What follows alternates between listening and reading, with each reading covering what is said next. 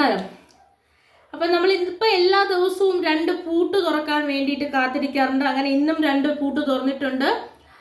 എമ്പുരാൻ എന്ന ചിത്രത്തിൻ്റെ അപ്ഡേഷൻസ് ആണ് നമുക്ക് ഒരു ദിവസം 2 പ്രാവശ്യം വരുന്നത്, ക്യാരക്ടർ റിവീലിങ്.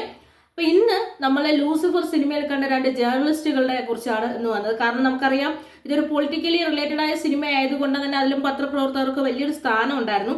അപ്പോൾ ഒരു ചാനലിൻ്റെ മേധാവിയായിട്ടും വൈഫായിട്ടും അഭിനയിച്ചിരുന്നത്, ഒന്ന് നൈല ഉഷയായിരുന്നു ജേർണലിസ്റ്റായിട്ട് അഭിനയിച്ച്, പിന്നെ അവരുടെ ഹസ്ബൻഡായിട്ട് അഭിനയിച്ചു. ഇവർ 2 പേരുടെയും ക്യാരക്ടർ റിവീലിംഗ് ആണ് ഇന്ന് നടന്നത്.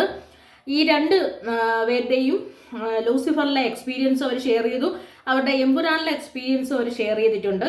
നമുക്കറിയാം ആ സിനിമയിൽ ലാലേട്ടൻ്റെ ഏറ്റവും അധികം ലാലേട്ടൻ നമ്മളെ ഒരു ഞെട്ടിച്ച് തിരിഞ്ഞ ഒരു വേഷം ചെയ്തത് എന്താണെന്ന് വെച്ചാൽ സ്റ്റീഫൻ ഷർട്ടിൽ കറ എന്ന് പറയുന്ന ആ ഒരു സീൻ നമ്മൾ പറഞ്ഞു. പിന്നീട് ഒരുപാട്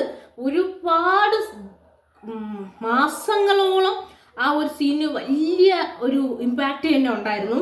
അപ്പോൾ ആ ഒരു പൊളിറ്റിക്കലായിട്ടുള്ള അന്നത്തെ ഏറ്റവും ബുദ്ധിമുട്ട് അനുഭവിച്ചുകൊണ്ടിരുന്ന ആ മാധ്യമ പ്രവർത്തകരുടെ ഇത് കാണിച്ച് വേഷം ചെയ്തവരായിരുന്നു ഇവർ 2 പേരും. അപ്പോൾ എമ്പുരാനിലും ഇവർ 2 പേരും ഉണ്ട്. നമുക്കറിയാം പൊളിറ്റിക്കലി പ്രഷറൈസ് ചെയ്യപ്പെടുന്ന മാധ്യമ പ്രവർത്തകരുടെ പെയിൻ എക്സാക്ട്ലി കാണിച്ച സിനിമയായിരുന്നു ലൂസിഫർ എന്ന് പറഞ്ഞാൽ. എത്രത്തോളം അവർ ബുദ്ധിമുട്ടേണ്ടി വരുന്നുണ്ട്, അതുപോലെ തന്നെ അത്തരമൊരു സ്ഥാപനം കൊണ്ട് നടക്കുന്ന ഒരു മേധാവിയുടെ മാനസികാവസ്ഥയും മേധാവിയുടെ വൈഫ് ആ സ്ഥാപനത്തിൽ കൂടെ വർക്ക് ചെയ്യുമ്പോഴും അവരുടെ പേഴ്സണൽ ലൈഫും പ്രൊഫഷണൽ ലൈഫിൻ്റെയും ഒരു എന്താ പറയുക, അങ്ങോട്ട് ഒന്നും ചേരാനും വയ്യ പിരിയാനും വയ്യാത്ത അവരുടെ ഒരു മാനസികമായ പെയിൻ നന്നായിട്ട് നമ്മൾ ഫീൽ ചെയ്തത് ലൂസിഫർ എന്ന ചിത്രത്തിലായിരുന്നു. അപ്പോൾ ഇവർ 2 പേരുമാണ് ഇന്ന് ലോക്ക് തുറന്ന് വന്നത്. ഗംഭീര സിനിമയാകും എന്നുള്ളതിന് യാതൊരുവിധ സംശയവുമില്ല. ഓരോ ദിവസത്തെ അപ്ഡേഷനും സത്യം പറഞ്ഞാൽ ഈ മോർണിംഗിൽ വെയിറ്റ് ചെയ്യും, ഈവനിങ്ങിൻ്റെ മെയിനായിട്ട് വെയിറ്റ് ചെയ്തിരിക്കുന്നത് ഇതിൻ്റെ അപ്ഡേഷൻ കാണാൻ വേണ്ടിയിട്ടാണ്.